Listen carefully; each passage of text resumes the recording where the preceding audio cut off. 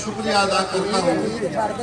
और Pakistan peoples party के जालो, आज भुट्टो शहीद की सालगिरह का दिन है और मेरे लिए ये बड़ा एजाज है कि आज मेरी भी सालगिरह का दिन है।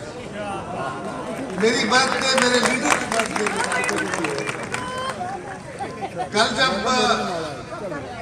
बिलावल हाउस में कराची हम केक काटने लगे, सीईसी की मीटिंग खत्म हुई, तो किसी दोस्त ने बिलावल साहब को कहा कि आज कमर साहब की भी बर्थडे है। तो बड़े हैरान होकर सब ने मुझे पूछा, तो मैंने कहा मुझे अपने लीडर के साथ ये एक निस्बत होना मेरे लिए बहुत बड़ा एजाज है। मेरे दोस्तों, मेरे साथियों, अपने लीडर को ट्रिब्यूट पेश करने के लिए, उनको उनकी शान में कोई बातें करने के लिए सारी रात गुफ्तगू की जाए तो वक्त थोड़ा पड़ जाता है।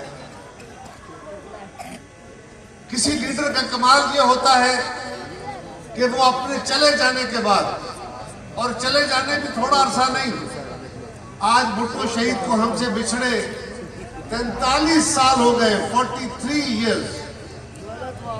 इस पंडाल के अंदर बहुत सारे नौजवान वो हैं, बच्चे वो हैं जिनकी उम्रें 43 साल की नहीं है, लेकिन आज भी वो झंडे उठाए, नाचते हुए जिए भुट्टो के नारे लगाते हैं। वो देखिए, वो पीछे दोनों नौजवान जो झंडे लहरा रहे हैं, ये अगली नस्ल के हाथों में जो पीपल्स पार्टी के झंडे हैं। ये किसी लीडर का कमाल होता है कि वो दुनिया से चला गया। ये एक वक्ती रास्ता था, अल्लाह ने उसको अगला जहान और उनका बेहतर, यकीनन बेहतर होगा, लेकिन उनके जाने के बाद उनको भेजने, उनको मिटाने वाले, उनकी सोच मिटाने वाले आज दुनिया में बेनाम हो गए और वो कत्ल होके दुनिया में नाम वाला और हमेशा के लिए इंशाल्लाह नाम वाला हो गया। आओ सब मिलके अपने लीडर के एजाज में एक नारा लगाते हैं और ये नारे की आवाज पूरे गुजरांवाला में गूंजनी चाहिए। नारा नारा नारा भुट्टो, नारा नारा नारा भुट्टो। शहीद भुट्टो ने पाकिस्तान के लोगों को बहुत मुश्किल हालात में, बहुत तकलीफदेह सूरत हाल में पाकिस्तान को संभाला था। याद करें नौजवानों, आपको शायद इल्म न हो, इस खित्ते में बसने वाले, इस मुल्क में बसने वाले लोगों को जिंदगी की उमंग दी थी। एक टूटा हुआ मुल्क, एक हारी हुई फौज, एक मायूस कौम, ये जुल्फ़िकार अली भुट्टो को मिली थी। और जुल्फ़िकार अली भुट्टो ने, उस शहीद ने, उस अजीम कायद ने चंद सालों के अंदर अंदर पाकिस्तान को एक नाकाबिले तस्खीर मुल्क बनाते हुए दुनिया की आंखों में आंखें डाल के बातें करने के काबिल बनाया। और दुनिया में पाकिस्तान न सिर्फ खित्ते का बड़ा मुल्क, ताकतवर मुल्क बना, बल्कि आलम इस्लाम में पूरे मुसलमान मुल्क शहीद भुट्टो के साथ ही गिरद इकट्ठे हुए। तो शहीद भुट्टो ने उन सारी कुव्वतों को इकट्ठा किया, तरक्की पजीर दुनिया को इकट्ठा किया और दुनिया के बड़े मुल्कों को ये बताया कि जनाब हम भी आपके बराबर के इंसान हैं, हम किसी के आगे झुकने वाले नहीं हैं। उन्होंने बढ़के नहीं मारी थी, उन्होंने झूठे साजिशी बयानिए नहीं बनाए थे, उन्होंने किसी साइफर और कागज नहीं लहराए थे, बल्कि हकीकत में दुनिया की आंखों में आंखें डालते हुए इस खित्ते में पाकिस्तान के लोगों को उनकी शनाख्त दी, उनकी इज्जत बहाल की, यहाँ के मजदूर को उसके हकूक दिए, नौकरियां दी। भुट्टो शहीद से पहले मिल का मालिक जिसको चाहता था रखता था, जिसको चाहता था कान से पकड़ के निकाल देता था। ये पहली दफा हुआ कि इस मुल्क के मजदूर को उसके नौकरी का, उसके काम का तहफ़्फ़ुज़ मिला, उसको रोजगार का तहफ़्फ़ुज़ मिला, इस मुल्क के किसान को तहफ़्फ़ुज़ मिला, इस मुल्क के आम आदमी को तहफ़्फ़ुज़ मिला। और भुट्टो शहीद ने पाकिस्तान में एक ऐसा मुआशरा कायम करने की बुनियाद रखी जो बिरादरियों, कबीलों और मसलकों से ऊपर उठ के इंसानों की बुनियाद पे, क्लासेस की बुनियाद पे, इल्म की बुनियाद पे, उस बुनियाद पे खड़े होते जो दुनिया में तरक्की और कामयाबी की दलील कौमें हैं। ऐसी कौम बनाने का ख्वाब देखा। लेकिन मेरे भाइयों, یہ پاکستان کی بدبختی ہے، یہ ہماری قوم کی بدقسمتی ہے کہ ایسا لیڈر جو پاکستان کو مشکل ترین حالات سے نکال کے سیدھے راستے اور ترقی کے راستے پہ ڈال رہا تھا، ابھی پاکستان چند قدم چلا تو اس کو شہید کر دیا گیا، اور اس کی شہادت کے بعد طاقت کے زور پہ اس خطے کے اندر بندوق کے زور پہ جو حکومتیں چلانے کی کوششیں کی گئی، پاکستان دن بدن کمزور ہوتا گیا۔ اور یہ تاریخ شاہد ہے کہ بھٹو شہید کے بعد ضیاء الحق کے دور میں اس خطے کے اندر انتہا پسندی آئی، دہشت گردی آئی، لوگوں کے اندر برادریاں بٹی، لوگوں میں تقسیم ہوئی، عام آدمی اور مزدور کے حقوق چھینے گئے، پاکستان دن بدن مسائل کا شکار ہوتا گیا۔ جب سے بھٹو شہید کی گورنمنٹ گئی ہے، بھٹو صاحب کو شہید کیا گیا ہے، جب بھی پاکستان کو دوبارہ مسائل سے نکالا ہے تو پیپلز پارٹی نے آگے نکالا۔ کب حکومت ملی تھی؟ 1970 میں حکومت ملی تو ملک ٹوٹا ہوا تھا، پاکستان مشکل حالات میں تھا۔ پھر محترمہ بے نظیر بھٹو شہید ایک طویل جدوجہد کے بعد حکومت میں آتی ہیں، اور پھر بھی ہمارے خلاف سازشیں ہوتی ہیں، لیکن انہوں نے پھر 18 مہینے کی حکومت میں پاکستان کی بنیادیں ٹھیک کی، یہاں نفرتوں کے عمل کو ختم کیا، اور بی بی شہید نے پھر دوبارہ پاکستان کو مستحکم کرنے کا عمل شروع کیا۔ وہ حکومت ختم کر کے پھر دوبارہ بی بی کی حکومت آتی ہے، اس کو ختم کر کے ہم ایک طویل جدوجہد کے بعد پاکستان کو سیدھے راستے پہ ڈالتے ہیں۔ اور ہمارا کیا تقاضا ہے؟ پیپلز پارٹی کیا مانگتی ہے اس ملک کے طاقتوروں سے؟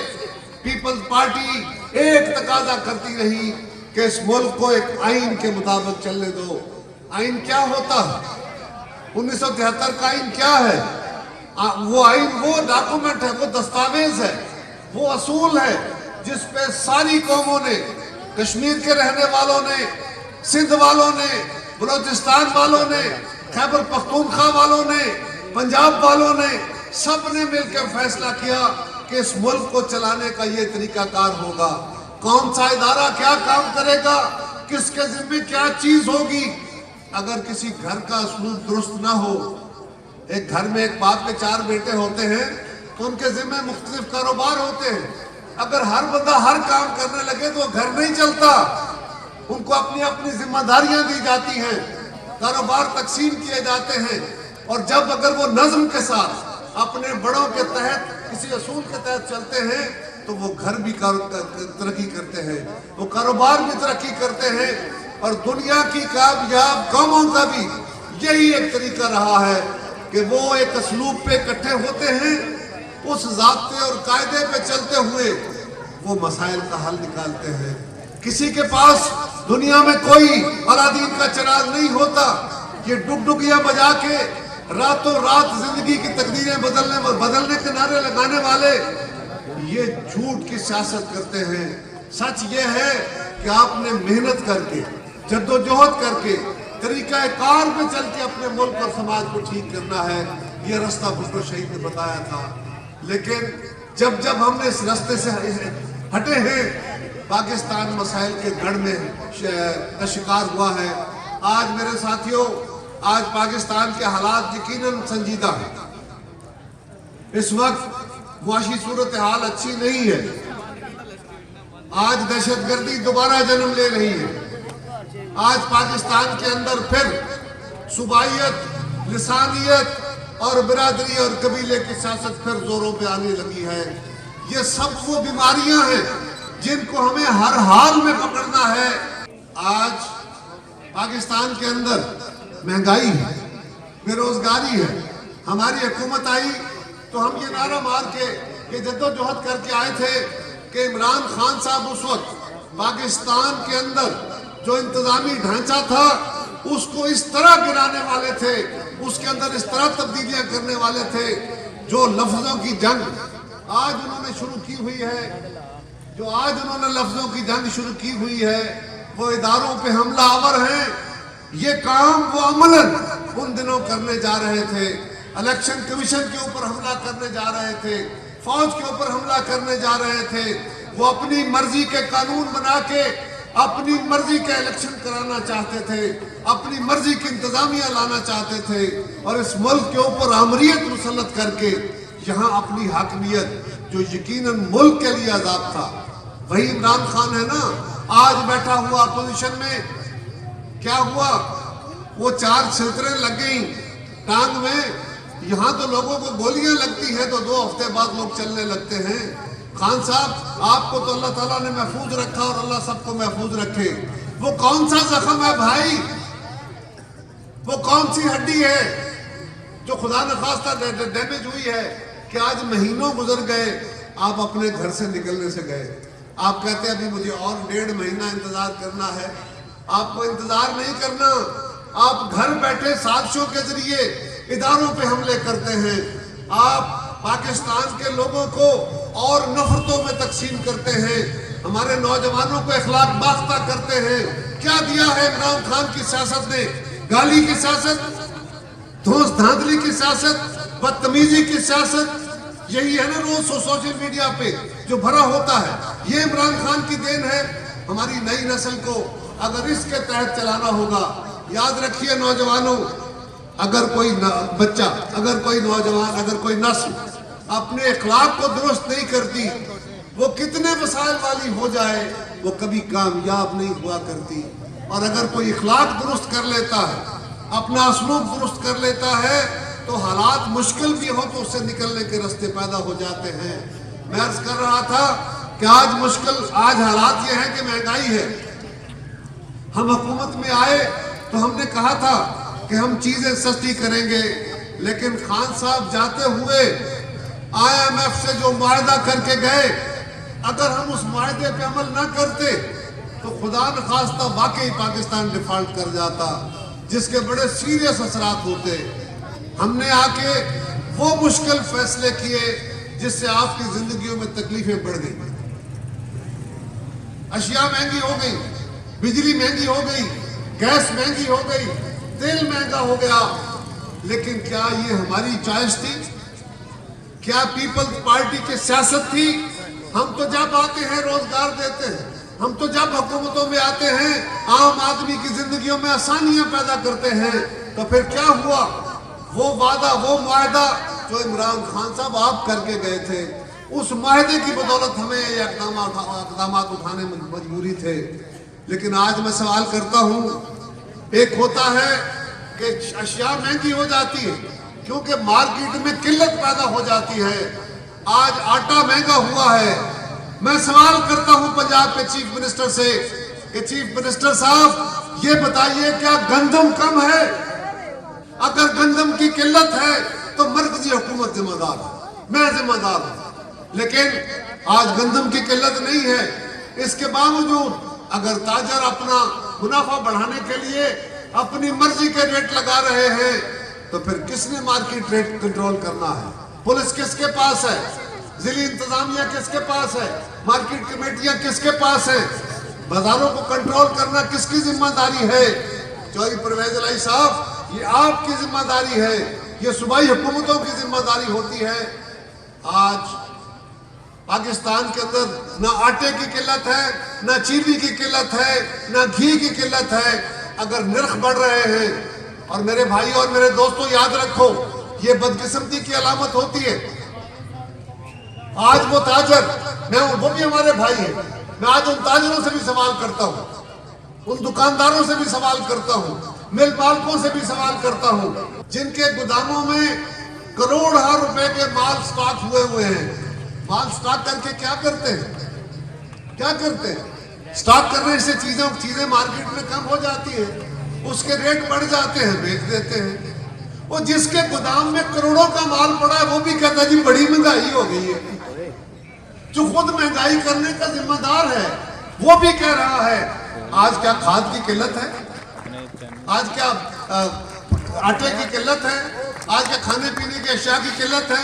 ایسا نہیں ہے، لیکن ہمیں دیکھنا ہوگا، یہ حکومتوں کو، صوبائی حکومتوں کی ذمہ داری ہے، خواہ وہ ہماری حکومت ہو، خواہ پنجاب میں ان کی حکومت ہو، یہ صوبائی حکومتوں کی ذمہ داری ہے کہ وہ اپنی ذمہ داری ادا کرے اور مرکزی حکومت اپنی ذمہ داری ادا کرے۔ میرے بھائیوں میرے ساتھیوں، یہ روز آج کل آپ سنتے ہوں کہ پاکستان ڈیفالٹ کرنے والا ہے، پاکستان خدا نخواستہ بینکرپٹ ہونے والا ہے۔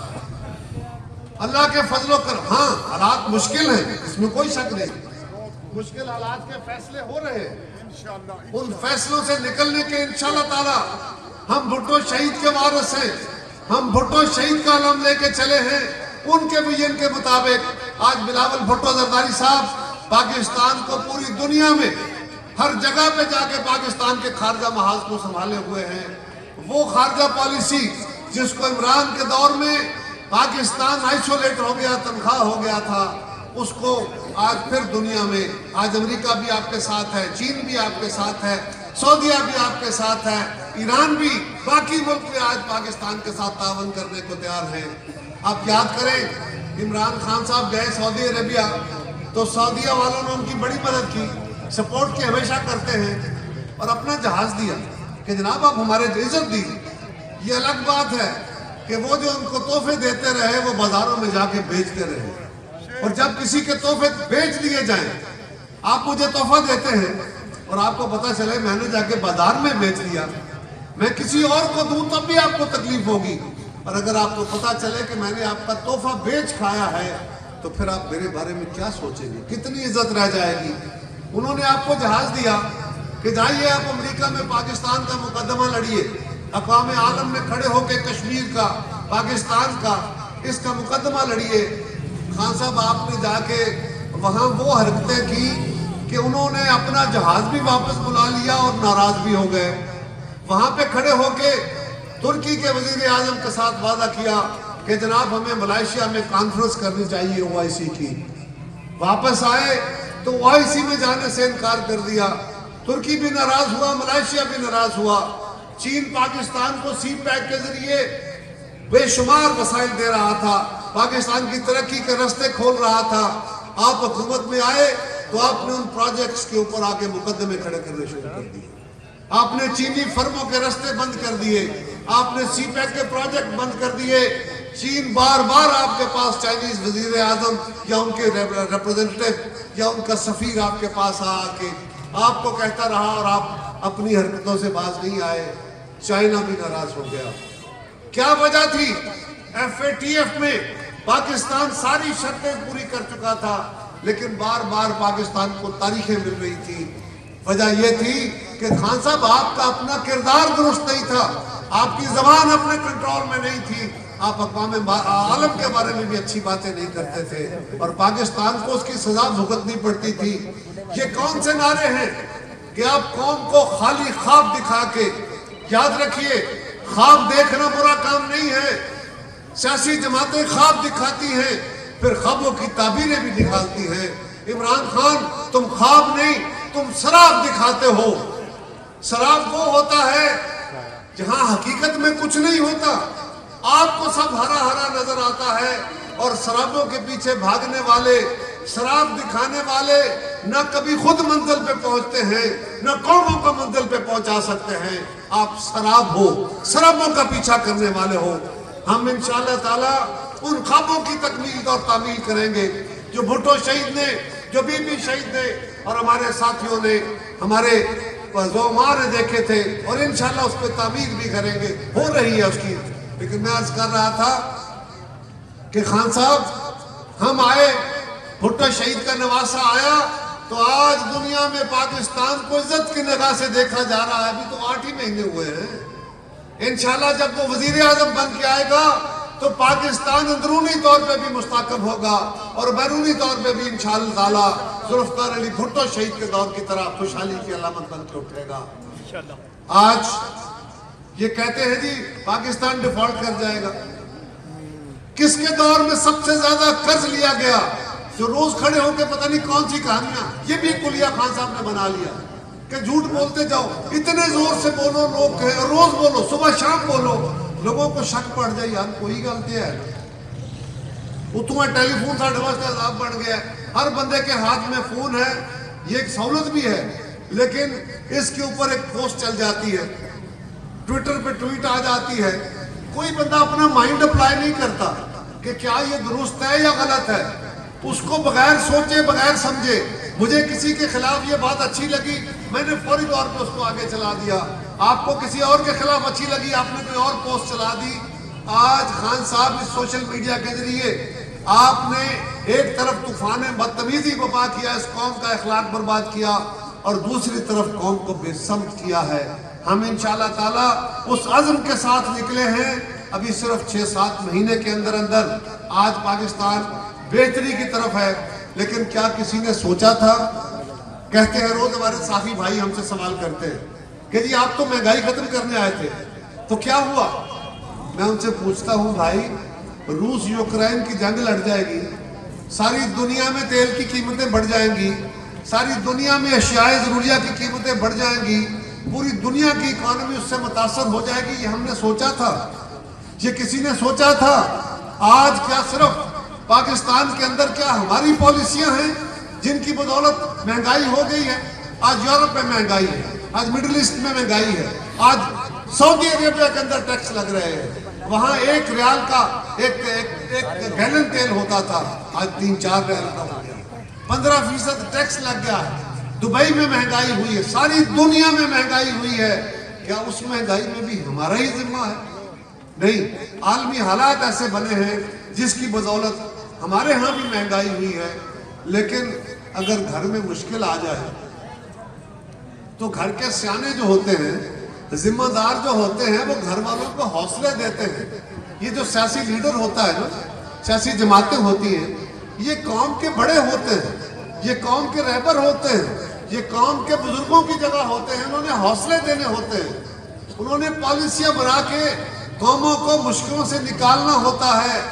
اگر حالات مشکل بھی ہوں تو بڑا گھر کا باپ بزرگ جو ہوتا ہے وہ کہتا ہے خیر ہے، کچھ نہیں ہوگا، سنبھال لیں گے، مشکل ضرور ہے، اپنے حالات ذرا ٹھیک کرو، محنت کرو، لیکن یہ نہیں کہتا کہ ہمارا کچھ نہیں رہا، یہ نہیں کہتا کہ ہم بینکرپٹ ہونے والے ہیں۔ اور جس گھر کے بڑے چوکوں اور چوراہوں میں کھڑے ہو کے یہ اعلان کرنا شروع کر دیں کہ ہم بینکرپٹ ہونے والے ہیں، ہم ڈیفالٹ کرنے والے ہیں، خان صاحب آپ قوم کو کیا کہنا چاہتے ہیں؟ پاکستان ڈیفالٹ نہیں کرے گا۔ اگر خدا نخواستہ حالات مشکل بھی ہیں تو قوم کو حوصلہ دینا ہے یا بے حوصلہ کرنا ہے، یا پریشان کرنا ہے، یا مایوس کرنا ہے؟ کیا مایوسی مسئلے کا حل ہے؟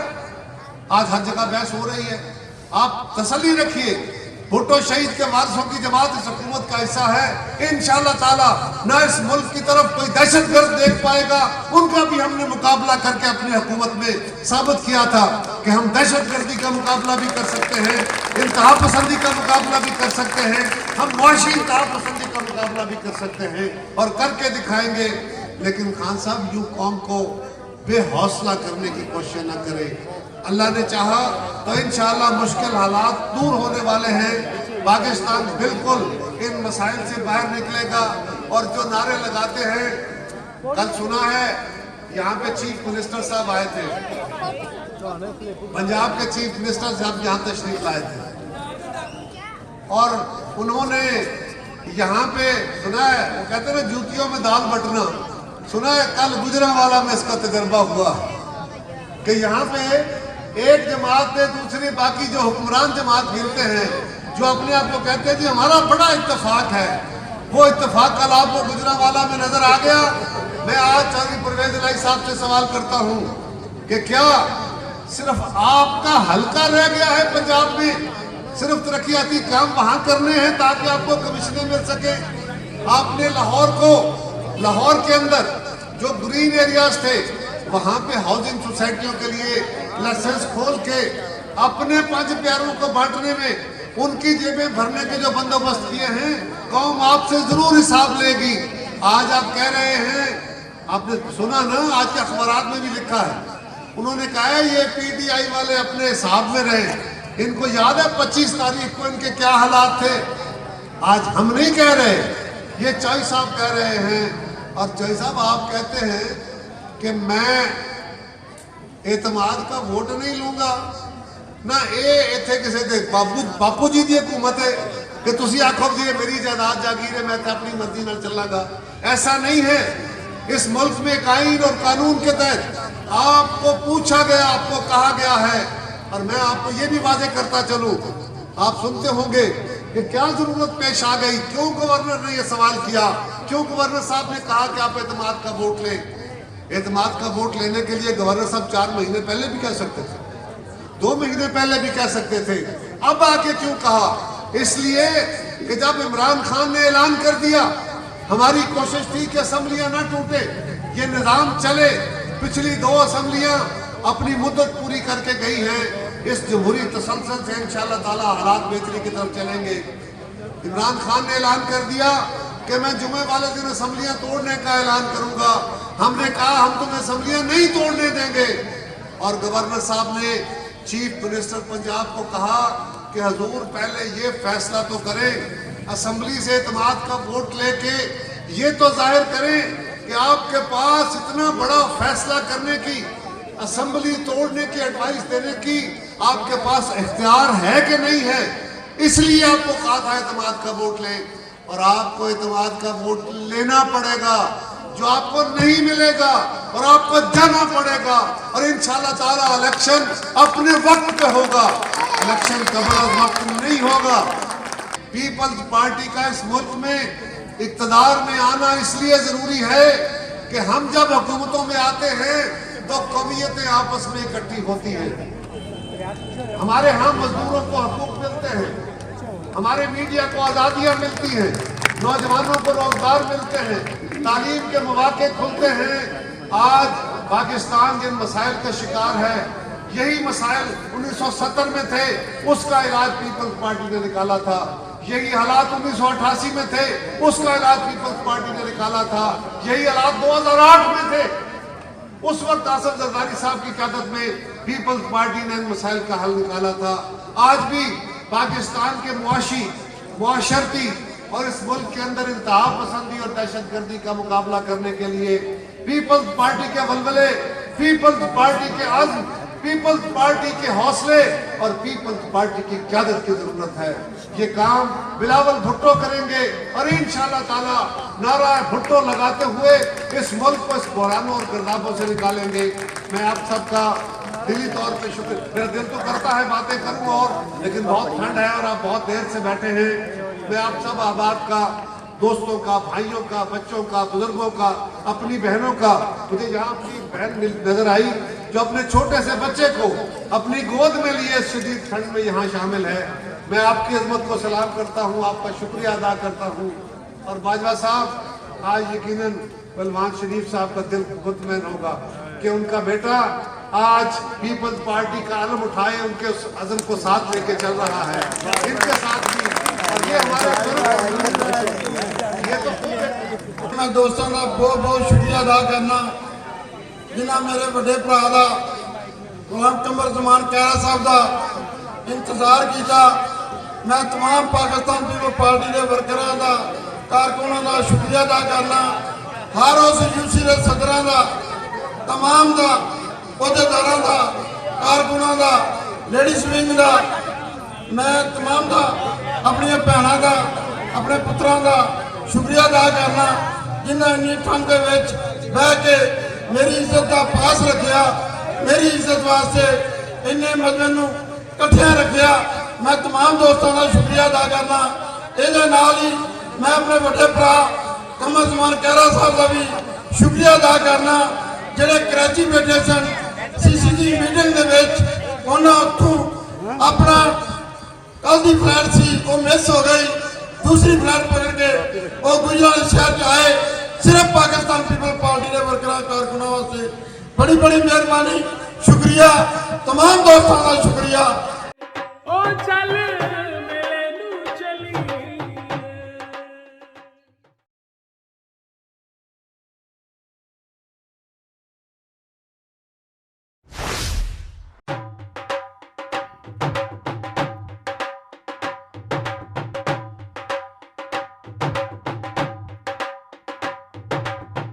रौनक हो जाऊं चट में, चल मेले नू चलिए।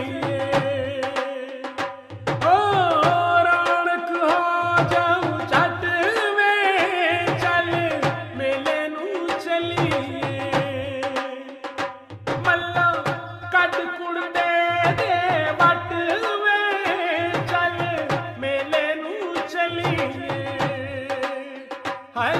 ਚੱਲ